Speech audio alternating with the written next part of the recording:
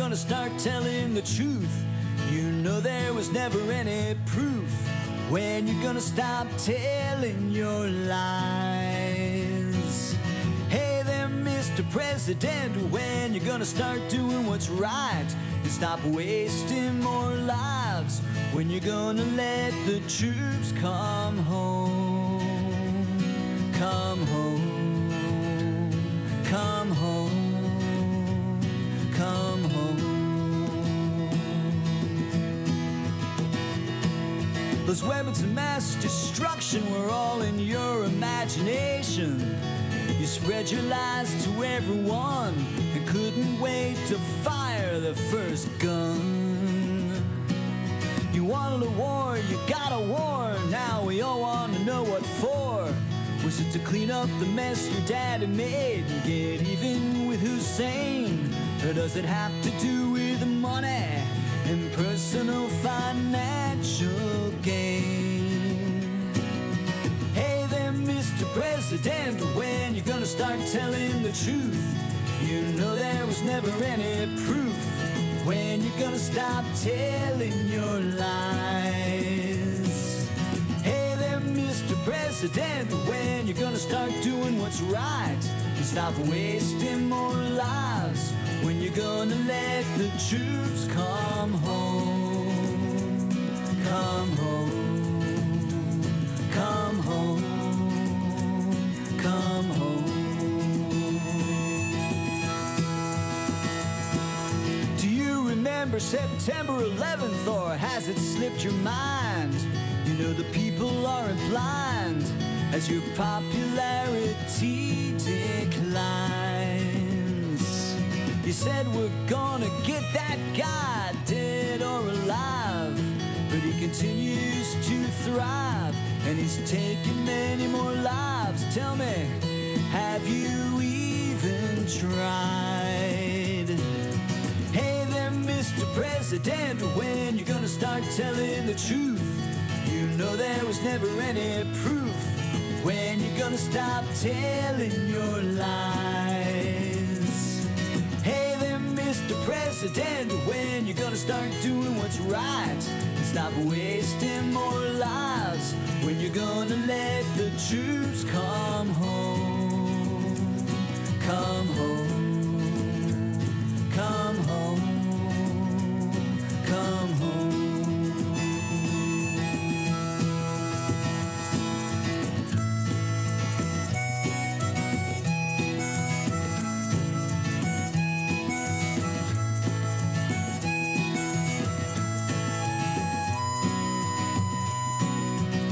The fighting was over when that statue came tumbling down. The troops brought it to the ground, yet the streets still echo the sound of pain and death and destruction all around.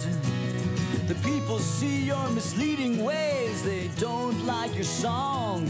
They see that you have been wrong, and it's got nothing to do with democracy. It's something more like hypocrisy, 'cause you don't listen to the majority. Millions of people who think like me.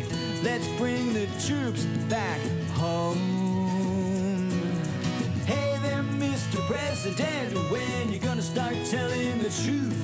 You know there was never any proof. When you gonna stop telling your lies? Hey there, Mr. President, when you gonna start doing what's right and stop wasting more lives? When you gonna let the troops come home? Come home, come home, come home, come home, come home.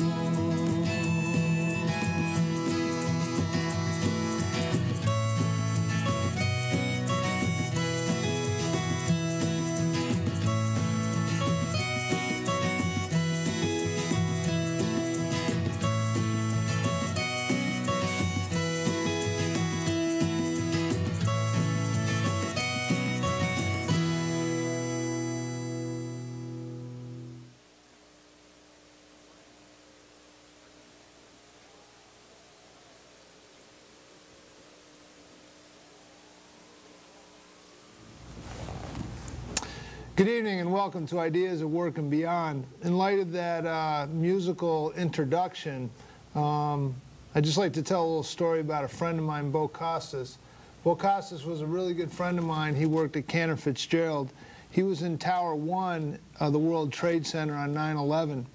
He went to work that day expecting to come home to his fiancée, Susanna, as they had a wedding that was planned three months after 9/11. He didn't come home that day. 9/11, this country was attacked, unprovoked, by Islamic terrorists. At the end of that, there was a pile of rubble. The president that we were just making fun of, I think, in that video, stood on that pile of rubble with the firemen. Some of you might remember that. And he said that the war that we are going to fight, that we are going to embark on, the war against terror, is going to be long, and it's going to need patience. And I think we're in the midst of that. I think it's unfortunate that my friend Bo Costas died that day in the World Trade Center. And I think it's unfortunate that our military has to go and fight this war on terror. One front is in Afghanistan, another is in Iraq, but they're also in the Philippines and in other places around the world. So I support the troops. My son has actually joined the armed forces, and he may be going over there as well. And I just disagree with that song parody that went on. When you say you want to support the troops, realize that the troops are re-enlisting in record numbers for those that are over in Iraq. They want to complete the job. They're there. The debate can go on, but I don't necessarily agree with the song that just came on. That said, let's turn to local politics. Okay. I think we have affordable housing issues, Yes. senior citizen issues, and taxes are going up in the town of Danbury. Which one of those would you like to talk about first? Well, senior citizen taxes and downtown all encompass one another. So if we could start with maybe the downtown area and talk a little bit about some projects I would like to propose for downtown. I think that would be great. You know, I go through downtown Danbury. I get feedback from people that say, you know, it isn't as good as it could be. I like the skating rink they have there. I like some of the restaurants they have there. I think downtown Danbury has a lot to you know, draw people down. What are some of the things you think we could improve on? Well, I've talked to a lot of the businesses downtown, and they're not doing as well as they normally would be doing. They're hurting quite a bit. There's some new businesses downtown that are not sure if they're going to stay open because of the lack of customers that are going into the businesses. Everyone is hurting at this point, but more so downtown. I don't think the zoning regulations are being enforced the way that they should be enforced. You have a lot of businesses downtown that just have so much signage all over those windows, and we have zoning ordinances that don't allow that. And if you clean that up a little bit, it would make a big difference. Another complaint. You're saying that the signs in the window are a little bit tacky. Very tacky. They don't allow for a kind of a flowing merchant business system. As you know, you live in Ridgefield. You go down the center of Ridgefield, it's very pleasant. And you have to follow the regulations of the town. And in Danbury, basically, that's not occurring at this point. I see a lot of differences compared to what it was several years ago and what it is now. Another complaint that I have that business owners have talked to me about, and people that live downtown, seniors, some of them which I met today, that it's horrible because people downtown will go into alleyways to urinate, or when people come in the morning to their businesses, they'll see that someone has urinated outside of their business, and it's not something that you saw prior to today's date, and that's actually kind of sad when you see things like that happen. Well, what do you attribute that to? I mean, that's not a business issue, that's a transient issue. Well, it's a transient issue. We used to have, as I said before, we used to have bicycle police downtown. Bicycle police were phenomenal. The bicycle police knew the business owners, they knew the people that were downtown, people felt comfortable, they felt a safer environment downtown than what they feel today when they're shopping downtown. People used to go downtown in larger groups. You didn't have as many situations occurring. Perfect example is a woman that worked for me that was pregnant, that left to have her baby, she was accosted at 10 o'clock in the morning on Town Hill Avenue. It's not just Main Street, it's the whole area that surrounds Main Street that you need the coverage on. Because that makes a big difference, and it impacts the area of downtown. You want people downtown. I used to love to go downtown when I was a little girl. They had Markoff's, they had Howland's, they had the movie theater. The movie theater, the Palace Theater, phenomenal place. Woolworth's, we used to go down there and have our Sundays when we would pop a balloon and see how much you would pay for a Sunday. It was amazing to go downtown, and my parents never had a problem if I walked down there with some friends. But today, young children, you don't necessarily let them go downtown by themselves because of some of the atmosphere. Traffic is chaotic. It's very dangerous. People are consistently getting hit by cars as they're attempting to cross the street, and it's a serious problem. We need to bring our full force of our traffic, our bicycle police downtown so that they can monitor the area and people feel more comfortable and walk through the area and just clean it up. I mean, a little bit of cleaning up makes a big difference in the appearance of downtown. Okay. Yeah, there's been studies done by sociologists, they call it the broken window theory, that when you have one broken window and if it isn't fixed, that it causes urban blight. So there's a transient problem, a traffic problem, a crime problem. You are at present embroiled in an election to become the mayor of this town. It's one thing to point out the problems. Well, your answer to this problem is some policemen on bicycles, or is it more comprehensive than that? It's more comprehensive than that. I think the first step is going down there and putting the police back on the bicycles and having them consistently downtown and monitoring that area. That helps with your crime issue. The transient issue, I mean, we have to communicate with these people that are doing this, okay? And the one benefit that I have is I not only speak English, I speak Portuguese, and I speak Spanish. So if I find someone who does not speak English, there's no excuse for them not to understand what I have to say to them. And it makes a difference. And if you don't abide by the law, of course there are laws on the books that you can get arrested for doing things like that. We have loitering laws. You can't hang out of vehicles, noise level laws, and all of those laws are already in force, and they can be used when people are violating certain situations. In New York City, I guess it would be, I don't know, in the 80s, late 80s, beginning of the 90s, they had a terrible problem with the squeegee guys, they called it.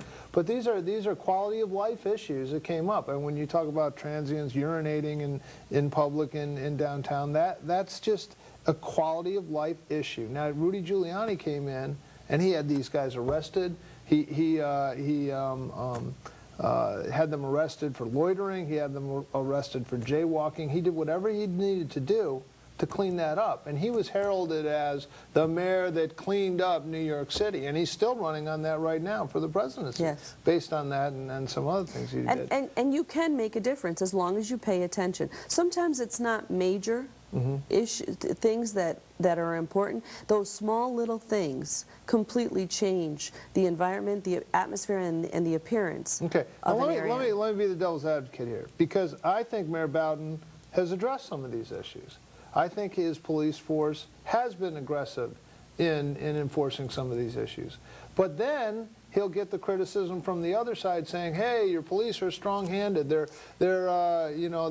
bothering the youth when they're not doing anything. They're being too aggressive. Actually, if you walk throughout Danbury, as I've been doing, going door to door, talking to residents, their major complaint is their area is falling apart. I walked in an area off of Westville Avenue, and I spoke to one of the residents that live in one of the homes there. And she said to me she is putting her house on the market. She's getting out of Danbury because it's drug infested at the end of the road and nobody is paying attention. Everybody is worried about stopping the vehicles on Main Street. And I was very surprised to hear that, and I was surprised when I walked in that neighborhood to see what had happened to that neighborhood. Because growing up, I used to go down there, I had friends down there, and it's changed drastically. And so you can't just do those stops in one certain area. I mean, the bicycle police is something different. It's consistent. It's a group of police officers that are traveling through downtown, that are becoming familiar with the environment and know where to go. What about community policing? What about the old-fashioned cop walking the beat? Is that being done right now? I it's very rare that I'll see a police officer walking downtown unless they're on duty doing something. They're responding to a call. Correct. They're responding to a complaint. They're not Correct. just walking the beat. They know the butcher, the baker, the candlestick Correct. maker, and it's Right. it's the beat cop. Right. That is something from a it's- bygone era. Yes, it's very rare that you'll see a police officer walking downtown. Okay, senior citizens. This, as you know, is a very strong voting bloc. Yes, it is. Generally speaking, from what I've seen, Mayor Boughton has attended to their needs. He seems to have wide support in the senior citizen community. What are they missing that they Well, or maybe I have this it's wrong. funny that you're saying that because I've been meeting with the senior citizens, Okay. and they don't seem very happy. Really, what when I are talk the to top them. 3 things that they're concerned about? First of all is affordable housing. He has promised in the last 6 years to meet with them and come up with some proposal for them so that they have housing in the community that is affordable to them, because many of them can't stay in their own homes. They can't afford to stay in their homes because of taxes, and they're just not making enough money to be able to sustain to their food, their taxes, their water, everything, all of their bills. And that's something that a lot of them complain about. A group of people that I talked to today, they are petrified to cross the street at times during downtown because they're afraid they're going to get hit. They're not happy with the appearance of the city of Danbury. A lot of these seniors are amazing people. They've lived here for a long time. Yeah, you were talking about that earlier. You said that incredibly intelligent. They are a breadth of knowledge. They are, and they know what Danbury was like and what's happened now. And it's funny because yesterday I had a woman say to me that there's progress and there's progress. There's negative progress and there's positive progress. And what she sees in Danbury at this point is the negative progress, not the positive progress.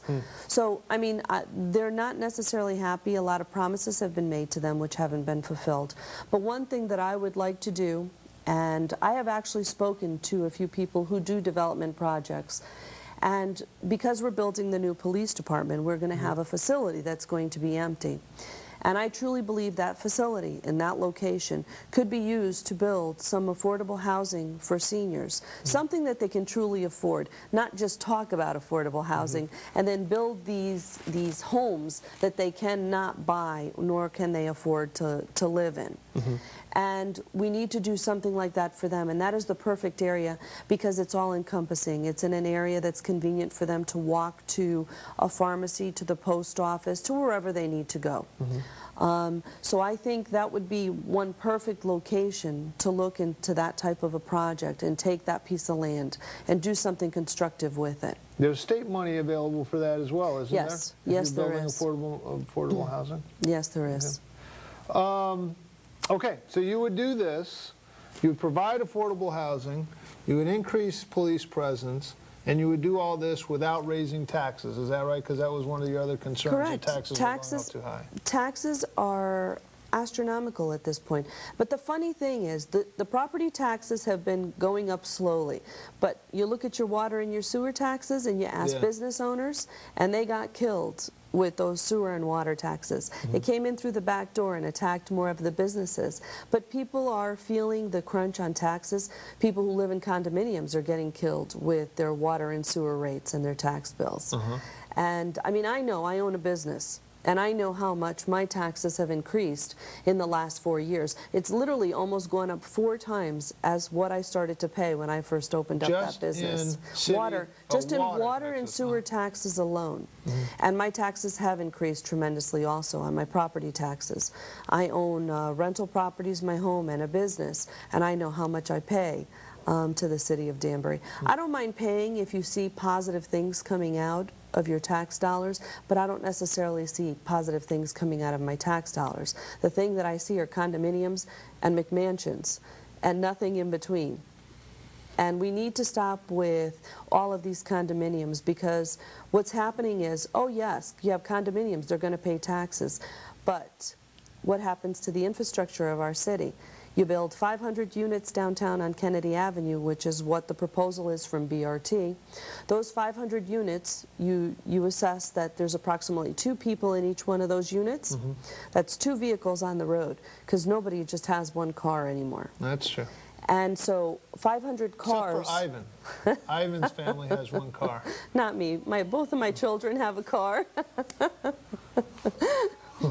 But you just figure you have now all of a sudden 1,000 more cars on the roadway. And what happens if some of those individuals have school? They're not going to fit in our school system. Our high school is at 112% capacity, and I'm very concerned about that. We're getting to the point of danger, and we don't have the land to do anything else. Okay. Speaking of Ivan, we do have a phone-in number. The number escapes me because the telephone isn't here on the desk, but I'm sure they'll put it up in the control room. 792-4101. It just came to me. A little birdie told me 792-4101.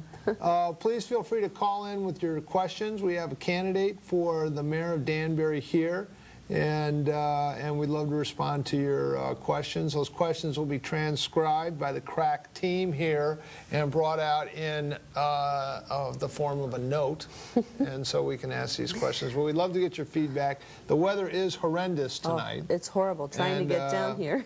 So I'm hoping there are a lot of people at home that are tuning us in and may have some other questions. What else do you want to talk about? Well, I mean, if you bring in business to the city, that business brings in a tax base, which is a positive direction to go in. And we used to pay for your correct, to pay for our proposals and our bicycle policemen and increased traffic control and affordable housing. Correct.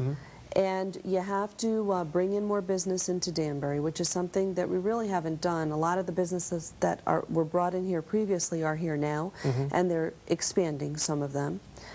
As an example is Mankind. That was already brought in over 6 years ago, and when they proposed to come in, one of the agreements was they were going to expand within the city of Danbury and bring in more jobs, which is something that they are doing at this time. And what was their tax abatement plan that they were given? What was the deal that they got? With them, I'm not sure, but we did a 7-year tax deferral for GE Credit when I was on the council. Right. We also did it for Ascendant Mobility, known as Cardis now. And you do that because you know that you're bringing in all of these jobs. GE Credit brought in 200 jobs at that time. And not only do they bring in the jobs, but those people that are working in those locations are also going out and spending their money within the community. And they have a lot of people that travel.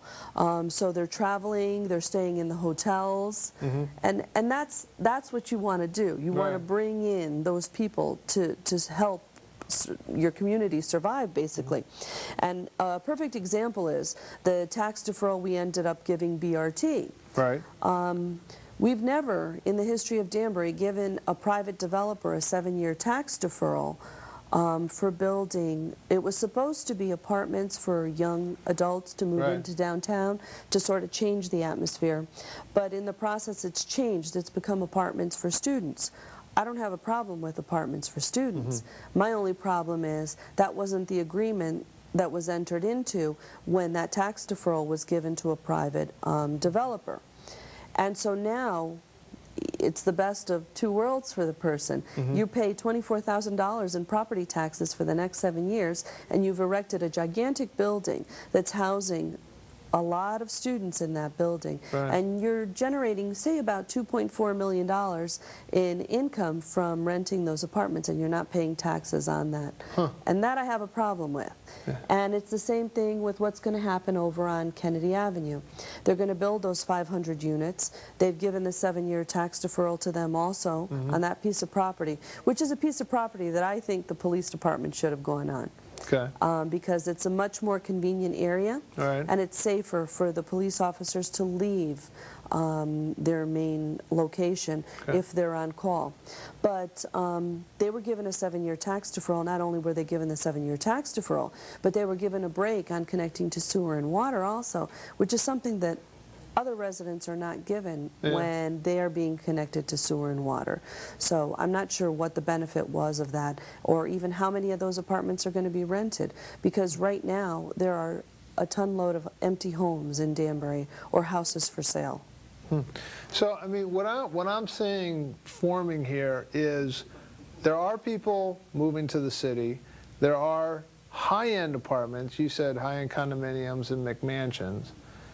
people do have money to spend, but they're not necessarily gravitating towards the downtown area. No, they're not. What are they all going out to the mall? Are they all going out to...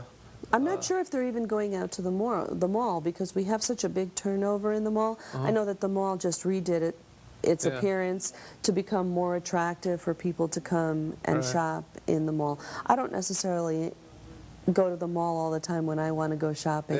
It used to be more convenient for me if I could just find a little shop and go to those stores rather than spend a lot of time at the mall. I don't like shopping, so I'm unusual. I don't like to go out shopping in the stores. But I think it's really impacted the city, and it's changed. And we need to just fix Main Street and bring some of those little shops like we used to have downtown back to the center of the city. Little coffee shops where people like to sit down and have a cup of coffee and just discuss different issues.